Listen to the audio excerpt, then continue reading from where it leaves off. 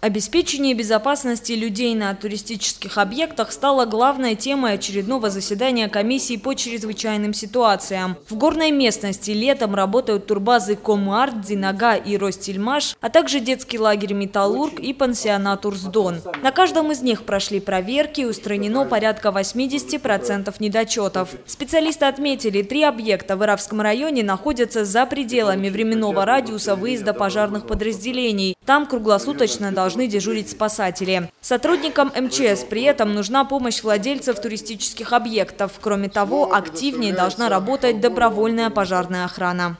Что касается непосредственно Главного управления МЧС, мы здесь и в зимний период, и в летний период со своей стороны выставляем при необходимости дополнительные посты для того, чтобы обеспечить своевременное реагирование пожарных подразделений на возникающие угрозы, в том числе на угрозу возникновения пожаров.